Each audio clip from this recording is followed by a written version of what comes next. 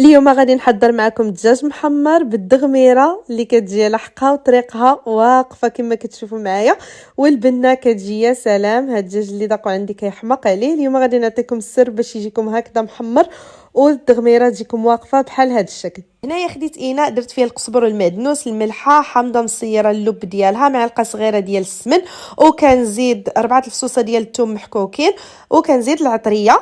غادي نخلي لكم كلشي مكتوب اسفل الفيديو. هنا زدت شويه ديال الماء، كنحاول نشرمل ديك الدجاجه من الداخل ومن برا، وكنحاول نتقبلها صدر بهذا الشكل، وكندخل فيها الشرموله نخليها 2 سوايع حتى 3 سوايع باش تشرب هذيك الشرموله وتجي بنينه من الداخل.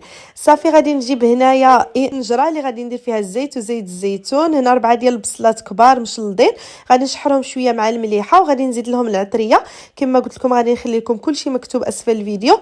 وكنزيد الدجاجه هنايا، كنزيد نرويها بالماء اللي كيكون طايب صافي، وكنغطي عليها. نحاول ما نغطيش عليها كامله، نخليها شويه هكذا تنفس باش ما تطيرش معاكم الجلده. هنايا كما كتشوفوا معايا من بعد ما طابت كنصفيها، كنخليها حتى تستقطر وندهنها بالزيت والتحميره. والدغميره كنخليها حتى كتدغمر وكتوقف.